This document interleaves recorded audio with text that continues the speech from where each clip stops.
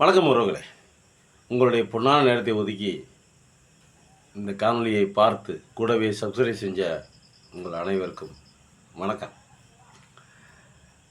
பொங்கல் வந்துருச்சு. தமிழனுடைய தலையாய பண்டிகை இது. உலகத்துக்கே பொங்கல் தான், தமிழனுக்கு மட்டும் இல்லை, உலகத்துக்கே பொங்கல் ஒரு மிகப்பெரிய பண்டிகை தான்.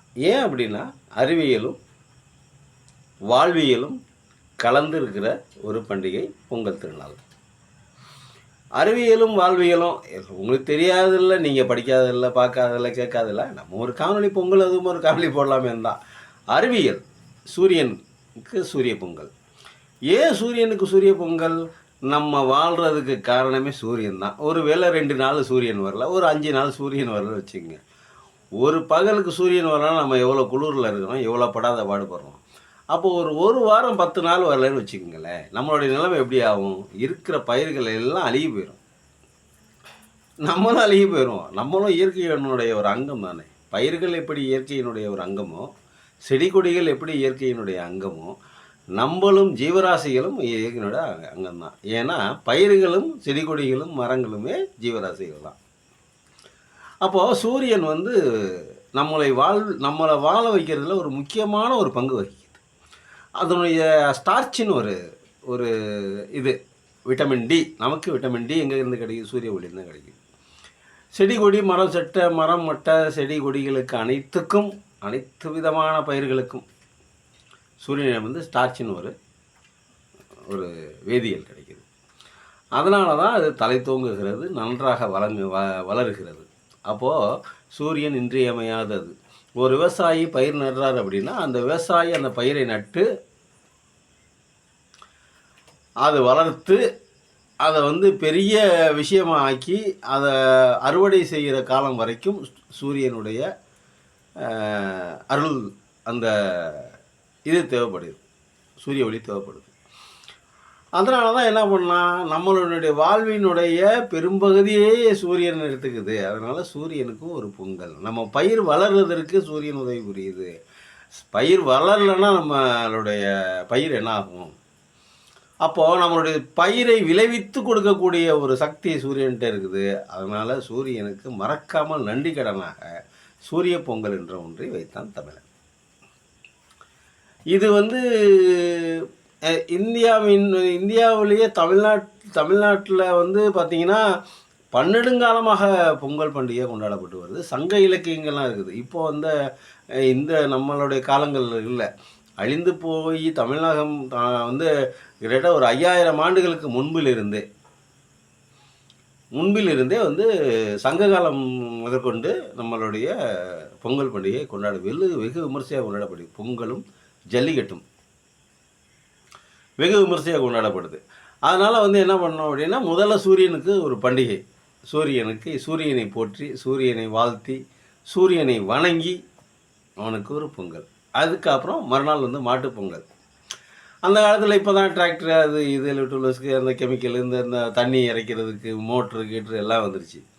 அன்னைக்கு ஏறு உழவருக்கும் மாடுகள் தான், தண்ணி இறைக்கிறதுக்கும் ஏத்தங்கட்டி இறைக்கிறதுன்னு சொல்லுவாங்க, தண்ணி இறைக்கிறதுக்கும் மாடுகள் தான். ஸோ அன்றைக்கி மாடுகள் தான் தமிழனுடைய ஒரு ஒரு குடும்ப உறுப்பினராக இருந்து அந்த குடும்பத்தை வளர்த்ததில் பெரும்பங்கு வகிக்கிறது மாடுகள். ஏறு உழுவுறாங்க, தண்ணி பாய்ச்சிறாங்க. ஃபஸ்ட்டு அந்த தண்ணி பாய்ச்சிறாங்க, தண்ணி ஏத்தங்கட்டி இறைக்கிறாங்க, தண்ணி பாயுது, தண்ணி பாய்ஞ்சோன்னு ஏறு உழுவுறாங்க, ஏறு பயிர் நடுறாங்க, நட்டு வளருது, அறுவடையாகுது. அறுவடையான பொருளை வீட்டுக்கு கொண்டு வருவதற்கு அந்த மாட்டு வண்டிகள் தான் தேவைப்படுகிறது. தண்ணி பாய்ச்சதற்கு மாட்டு வண்டி, ஏறு உழுவுறதுக்கு மாட்டு வண்டி, விளைவித்த பொருட்களை வீடுக்கோ இல்லை சந்தைக்கோ கொண்டு செல்வதற்கும் மாட்டு வண்டி. அப்போது மாடு ஒரு இன்றியமையாத ஒரு அம்சமாக இருக்குது. இப்போ தான் ஒரு 50 வருஷமாக நம்ம டிராக்டரை யூஸ் பண்ணுறோம். அதுக்கு முன்னாடி பன்னெடுங்காலமாக பல ஆண்டுகள், பல 5000 10,000 ஆண்டுகளாக இந்த கால்நடைகள் தான் தமிழனுக்கு உறுதுணையாக இருந்திருக்கிறது. இப்போ நெல்லை கண்டுபிடிச்சதே நம்மளால் தான் அப்படிங்கிறாங்க. திருநெல்வேலி நெல்லையப்பருங்கிற பேரே நெல்லை கண்டுபிடிச்சவருக்கு தான் அந்த பேர். அதனால தான் அவர் நெல்லையப்பர் அப்படிங்கிற மாதிரியான இதெல்லாம் சொல்கிறாங்க. அது எப்படின்னு எனக்கு தெரியல. ஆனால் திருநெல்வேலி நெல் விளைஞ்சது அந்த ஊர் தான். அந்த நெல்லுக்கு வேலி போட்டதும் அந்த ஊர் தான் அப்படின்னு சொல்லிட்டுலாம் சொல்கிறாங்க, திருநெல்வேலி. அப்போது தமிழன் தான் நெல்லை கண்டுபிடித்தான். இன்றைக்கி தமிழன் அன்னைக்கு கண்டுபிடிச்சா தான் இன்னும் சாப்பிட்டுக்கிட்டே இருக்கும். இதில் எந்த விதமான அறிவியல் மாற்றமும் இல்லை. அரிசி சோறு சாப்பிட்டு தான் ஆகணும். என்ன ஒன்று உரத்தை போட்டு இதாக பண்ணிடும். அப்போது இதில் பொங்கல் வந்து எவ்வளோ இன்றியமையாத ஒரு பண்டிகை பாருங்கள். எந்த விதமான கலப்படமும் இல்லாமல். இப்போ தீபாவளி ஒரு பெரிய பண்டிகைன்னு சொல்லுவாச்சு. தீபாவளியை பற்றி நம்ம பேசினா நிறைய பேர் காண்டாயிடுவாங்க. வந்து பாயை சுருட்டி அதை கொண்டு போய் கடலுக்கடியில் வச்சு உலகத்தை பாயா சுருட்டி கடலுக்கடி, அதெல்லாம் புராண கதை, புரட்டு கதை, அதெல்லாம் பொய், புரட்டுகள். அதை ஊதி பெரிதாக்குவதற்காகத்தான் தீபாவளி என்பது ஊதி பெரிதாக்கப்பட்ட ஒரு பிம்பம். எப்படி பெரிதாக்க போச்சே போனஸ், அவ்வளவுதான், வேறு ஒன்றும் இல்லை. எல்லாருக்கும் மத்திய அரசு, மாநில அரசு, ஒன்றிய அரசு, ப்ரைவேட்டு, தனியார் எல்லாமே தீபாவளிக்கு போனஸ் கொடுத்ததுனால மட்டும்தான் அது வந்து பெரிய அளவில் வளர்ந்துருச்சு. ஆனால் பொங்கலுக்கு தமிழ்நாடு அரசு போனஸ் இருக்கிறது. தமிழ்நாடு அரசு ரேஷன் கடையில் வந்து நமக்கு கார்டு ரேஷன் அட்டைதாரர்களுக்கு 3000 ரூபா பணம் கொடுத்துருக்குது, கரும்பு கொடுக்குது. பொங்கல் பண்டிகையினுடைய சிறப்பு அப்படி. இந்த உலகத்தின் தமிழனை பொறுத்த வரைக்கும் எத்தனையோ பண்டிகை கிறிஸ்தவராக இருக்கலாம், முஸ்லீம்களுக்கு, இஸ்லாமியர்களுக்கு ரம்ஜானாக இருக்கலாம். தமிழனை பொறுத்தவரை தமிழ் பண்டிகை அப்படின்னு எடுத்துக்கிட்டாக்க அது வந்து பொங்கலாக மட்டும்தான் இருக்கும். அது தமிழனுக்காக மட்டும் இல்லை, அனைத்து மதத்திற்கும் இந்த உலக மக்களுக்கும் பொதுவுடைமையான ஒரு விஷயம் என்ன அப்படின்னா பொங்கல். நம்ம ஊரில் மட்டுமா நெல் நம்ம ஊரில் கண்டுபிடிச்சோம், ரைட்டு. ஆனால் எல்லா ஊர்லேயும் விளைஞ்சில்ல நெல், கொண்டு போய் சேர்த்துட்டாங்கல்ல. எல்லா ஊருக்கும் இப்போ நீ கொண்டு போய் சேர்த்துட்டாங்கல்ல. இன்னும் நெல் தானே சாப்பிட்றாங்க நிறைய ஊரில். பயிர் வச்சு நெல் தானே சாப்பிட்றாங்க. என்ன தான் வந்து நீங்கள் வந்து எதை சாப்பிட்டாலும், இப்போ நம்ம ஊரில் எடுத்துக்கங்களேன், நீங்கள் 3 வேளையை நீங்கள் எதை சாப்பிட்டாலும் ஒரு வேளை கண்டிப்பாக அரிசி சாதம் சாப்பிடணும், அரிசி சோறு சாப்பிடணும். சாதம் சொல்லக்கூடாது, சமஸ்கிருத வார்த்தை. அரிசி சோறு சாப்பிடணும். நீங்கள் வந்து பார்த்தீங்கன்னா ஒரு வேளை நீங்கள் அரிசி சோறு சாப்பிட்டுட்டீங்கன்னா உங்களுடைய குடல் வந்து ரொம்ப ஆரோக்கியமாக இருக்கும் அப்படின்னு சொல்கிறாங்க. அதனால் முன்னாடி இருந்த அரிசியெல்லாம் இப்போ இல்லாமல் போயிடுச்சு. முன்னாடி இருந்த கருப்பு கவுனி அரிசி அதெல்லாம் தடை செய்யப்பட்ட ஒரு அரிசியாக இருந்துச்சு. அது வந்து விவசாயம் பண்ணுறவங்களே விவசாயம் பயிர் விற்கிறான் பார்த்தீங்களா, அந்த விவசாயியே சாப்பிட முடியாது. அந்த மாதிரியான தடை போட்டிருந்தாங்க. அதுக்கெல்லாம் மன்னர்களும் பெரிய பெரிய ஜமீன்தார்களும் பெரிய பெரிய பணக்காரர்களும் தான் சாப்பிட்டுட்டு இருந்திருக்காங்க. அதுதான் அவ்வளவு வலிமை இருந்திருக்குது. அவ்வளவு கருப்பரிசின்னு சொல்லுவாங்கள்ல, கவுனி அரிசி, கருப்பு கவுனி அரிசி. அந்த மாதிரி இப்போ கூட நம்ம சாதாரண அரிசி எடுத்துங்களேன், அந்த அரிசியில் இருக்கிற அந்த உமியை வந்து லேசாக எடுத்துட்டோம் அப்படின்னா கார் மாதிரி சிவப்பு கலரில் இருக்கும் அரிசி. அந்த சிவப்பு அரிசியை போட்டு சாப்பிடுங்களேன், அந்த கார் அந்த அந்த அந்த இது நமக்கு உடம்புக்கு அவ்வளோ நல்லது. நமக்கு அதெல்லாம் தெரியல, நிறைய விஷயங்கள் நமக்கு தெரியல. வாழைப்பழத்தில் உதாரணத்துக்கு சொல்லுவாங்க, வாழைப்பழத்தை தோலை உரித்து விட்டெறிஞ்சிட்டு கால்நடைகள் சாப்பிடுறது தோலை, ஆனால் பழத்தை வந்து மனுஷன் சாப்பிட்றோம், நம்ம சாப்பிட்றோம். ஆனால் பழத்தை விட அந்த வாழைப்பழ தோலில் இருக்குது பார்த்தீங்களா, அதில் தான் நிறைய மேட்ரு இருக்குதுன்னு சொல்கிறாங்க. நிறைய மேட்ரு அதிலலாம் இருக்குது அப்படிங்கிறாங்க. அப்போ நமக்கு இதெல்லாம் வந்து விழிப்புணர்வு இல்லை, ஏதோ சாப்பிட்றோம் அவ்வளோதான். அந்த மாதிரி இப்போ பொங்கல் பண்டிகையை நம்ம வந்து திரும்ப ரிவ்யூ பண்ணணும். சும்மா போகி பண்ணோமா, பொங்கல் கும்பிட்டோமா, மாட்டு பொங்கல் கும்பிட்டோமா, அப்படியே போனோமா, அது அப்படி போகக்கூடாது.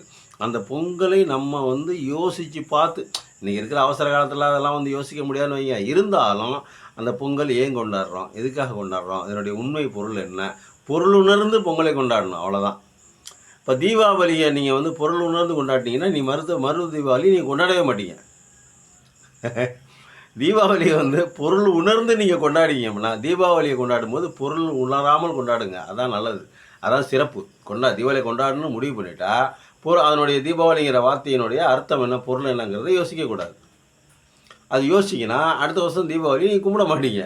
ஆனால் பொங்கலை வந்து பொருள் உணர்ந்து கொண்டாடுங்க. அப்போ தான் வந்து தமிழனுடைய தொன்மைன்னு தெரியும். தொன்மை அதில் தமிழனுடைய ஆளுமை எப்படி அதுக்கு இந்த மாதிரி பேர் வச்சு இந்த மாதிரி ஒரு விசேஷத்தை செஞ்சான். அது புது நெல். அந்த இதுக்கு நிறைய வீட்டில் பார்த்தீங்கன்னாக்கா, விவசாயிகள் வீட்டில் பார்த்தீங்கன்னாக்கா புது நெல் அறுத்து சம்பா அறுப்பாங்க. குருவை இருக்குது, சம்பா தான் அறுப்பாங்க. சம்பா எங்கள் வீட்டிலலாம் சம்பா தான் அறுத்து பொங்க வச்சோம். அது மாதிரி சம்பா நெல் அறுத்து, சம்பாலாம் குதிரைவாலியாக அந்த மாதிரி நல்லாயிருக்கும், சூப்பராக இருக்கும். அந்த மாதிரி அரிசியெல்லாம் வச்சு சாமி கும்பிட்டு நல்ல விதமாக பொங்கலை, புது வருஷம், புது நெல். அப்புறம் இன்னொரு முக்கியமான ஒரு விஷயம், தை மாதம் 1ஆம் தேதி தான் நமக்கு வந்து புது வருடம் அப்படிங்கிறாங்க. சித்திரை 1ங்கிறது வந்து புது வருடம் அல்ல. அந்த புது வருடம் அதுவும் கலைஞர் கூட அறிவிச்சார். புது வருடம் தை மாதம் 1ஆம் தேதி தான் அப்படின்னு. சித்திரை 1ஆம் தேதிக்கு நம்ம செட் ஆகிட்டோம். அதுலேருந்து நம்மளால் மீண்டு வர முடியல. அவ்வளோதானே ஒழிய மற்றபடி தை மாதம் 1ஆம் தேதி தான் தமிழர்களுடைய புது வருடம்.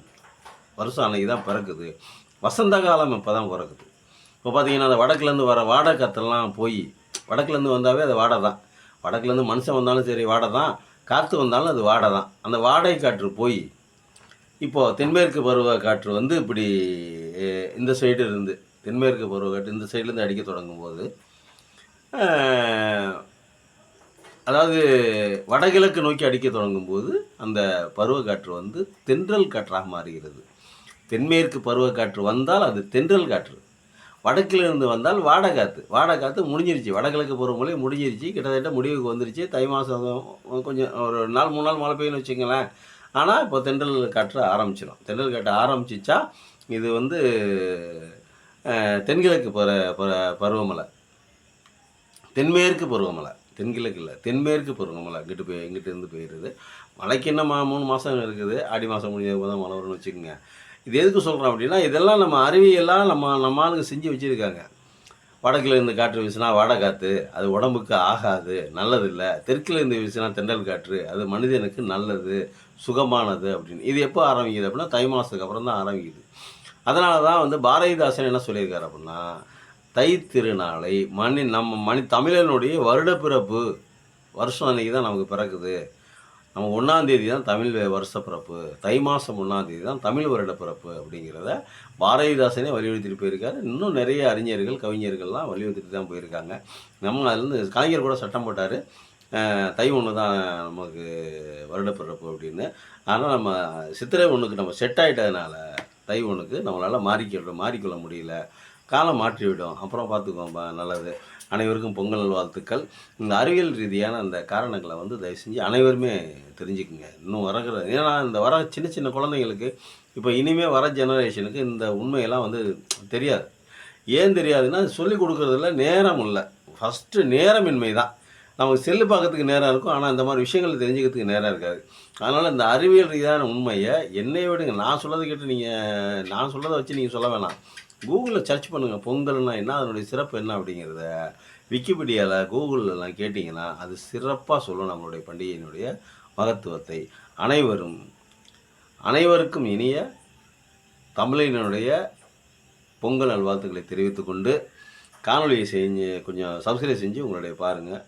உங்களுக்கு மனமார்ந்த நன்றியை தெரிவித்துக் கொள்கிறேன். அனைவருக்கும் பொங்கல் வாழ்த்து கூறுவதற்கு வயதில்லை எனினும் வணங்கி கூறுகிறேன். அனைவருக்கும் பொங்கல் நல்வாழ்த்துக்கள். நன்றி, வணக்கம்.